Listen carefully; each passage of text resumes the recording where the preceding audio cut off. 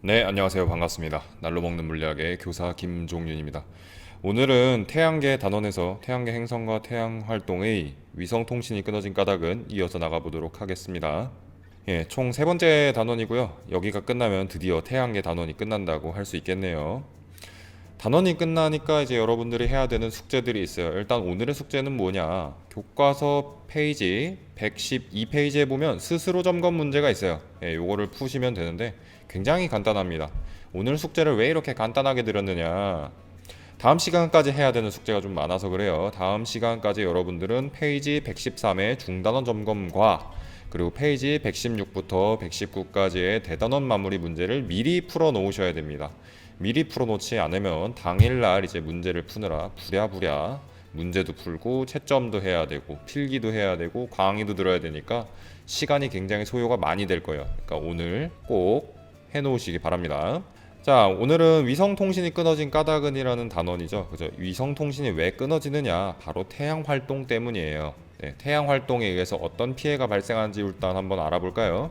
태양 활동에 의해서 일어날 수 있는 피해는 첫 번째로는 일시적으로 GPS 사용이 불가능한 문제가 생깁니다. 왜 이러느냐? GPS를 잡아주는 장치가 바로 위성이죠. 그죠? 위성에 영향을 미치기 때문에 그래요. 또 지구 대기권으로부터 좀 높은 위치에 있는 항공기 승객이라던가 혹은 아예 지구 대기권 바깥에 있는 우주 비행사의 경우에는 태양 활동을 직접적으로 마주하게 되면 방사선의 피폭이 될 수 있습니다. 마지막으로 지구 자기장이 교란되는 현상이 일어나요. 그래서 이것에 의해서 우리가 사용하고 있는 전력시설, 발전소라던가 이런 것들이 파손될 수 있는 문제가 발생합니다. 자, 그러면 태양이 어떻게 생겨 먹었길래 이런 일들이 생기는지 한번 알아보도록 하죠. 네, 이런 것들을 우리가 잘 알고 있어야 앞으로 태양 활동에 의해서 이런 피해가 생기는 것들을 예방해 볼 수 있겠죠. 자, 우선 태양입니다. 태양 그림 가지고 설명하려고 그러면 좀 설명이 어렵더라고요. 그래서 일부를 잘라서 쌤이 이렇게 그림으로 만들어 봤어요. 보기가 좋게.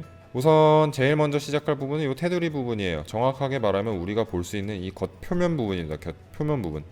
지구로 치면은 지각이라고 부를 수 있고 사과로 치면은 사과 껍질 정도로 볼 수 있겠네요. 광구의 특징으로는 일단 광구는 태양의 표면이고요. 온도가 약 6000도씨 정도 됩니다. 그러니까 우리는 근처만 가도 녹아버린다.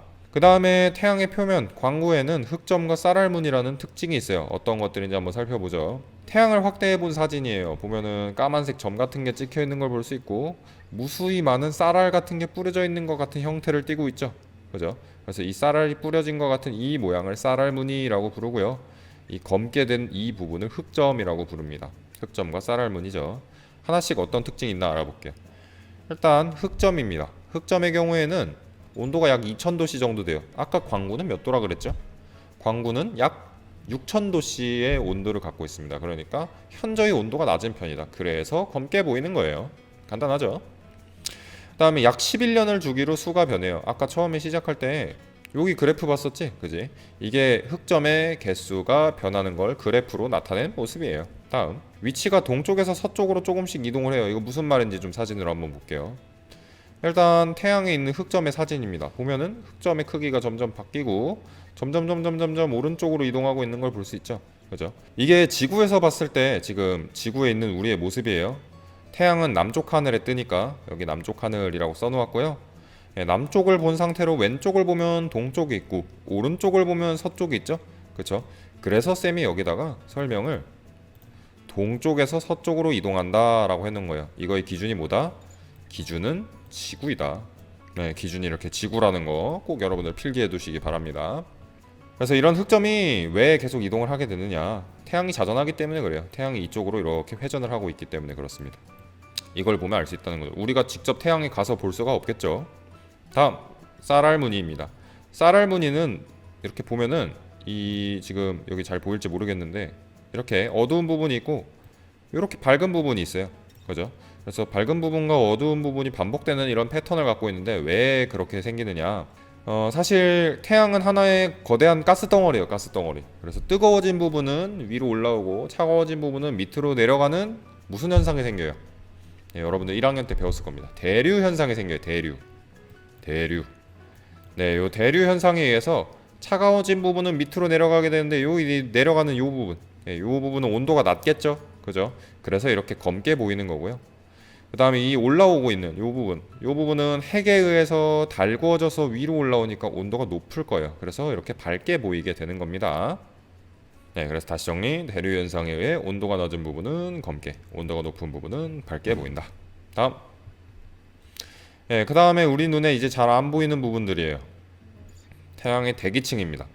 태양의 대기층은 채층이라는 것이 일단 감싸고 있어요. 여기 보면 핑크색으로 둘러싸 놓은 작은 선 있죠? 예, 요게 바로 채층입니다.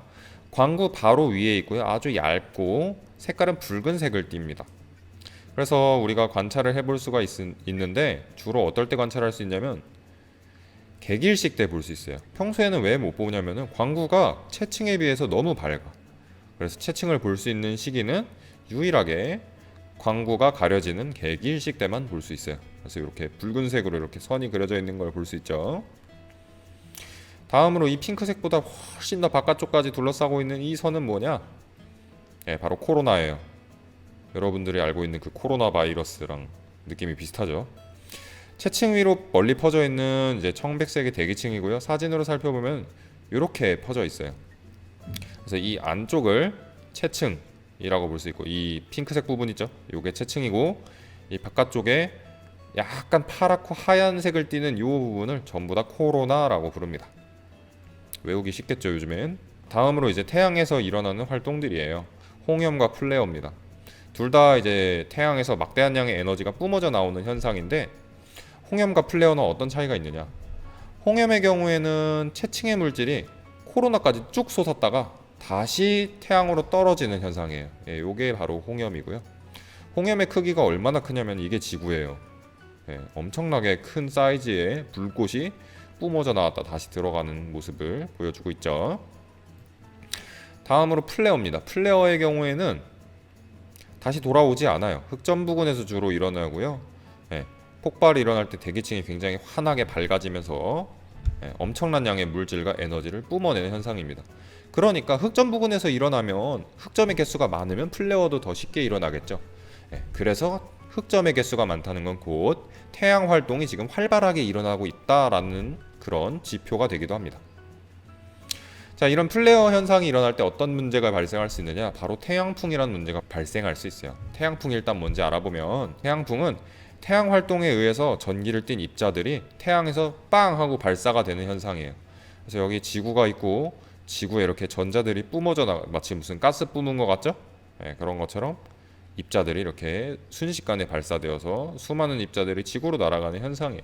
태양 활동의 증가의 영향으로는 어떤 것들이 있느냐?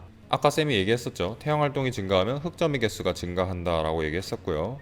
흑점의 개수가 증가하니까 플레어도 쉽게 발생을 하고요. 태양 활동의 일부인 홍염도 같이 발생 빈도가 증가하게 됩니다. 그 다음 코로나 자체의 크기도 증가를 하게 돼요. 코로나라고 하면 다시 얘기하지만 태양을 둘러싸고 있는 큰 대기층이에요. 이것 자체의 크기가 커지게 됩니다. 그래서 결과적으로 이런 현상들이 일어나면 태양풍이 평소보다 훨씬 더 강해지게 돼요. 태양풍이 강해지면 이제 무슨 일이 일어나느냐? 지구로 쏘아지는 이 전자들이 많아지겠죠. 그래서 극지방에 가면 이런 거를 볼 수 있어요. 바로 오로라죠. 오로라가 일어나는 과정을 잠시 설명을 해주면은, 원래 지구 주변에는 자기장이 감싸고 있어요. 자기장. 그렇기 때문에 우리가 지구 위에서 나침반을 보면은 방향을 찾을 수 있는 거죠. 그런데 지구 주변에 있는 이 감싸고 있는 자기장이 전자를 발사를 했을 때, 전자가 이렇게 날아왔을 때 자기장이 그거를 막아주는 보호막의 역할을 해요. 그런데 태양 활동이 강해져서 이렇게 분출되는 전자가 너무 많아지게 되면 지구로 일부가 들어오기도 합니다. 특히 지금 여기 그림 보면 알겠지만 날아가다가 자기장에 의해서 다시 지구 쪽으로 날아오는 현상이 생겨요. 이 현상에 의해서 극지방에 있는 이 대기를 타겟으로 전자들이 들어오면서 이런 빛이 무늬가 발생을 하게 됩니다. 이게 바로 오로라의 정체예요. 그래서 오늘 강의 굉장히 짧고 간단하게 했습니다. 왜냐면 이제 여러분들 이후에 해야 되는 숙제가 많기 때문에 그래요.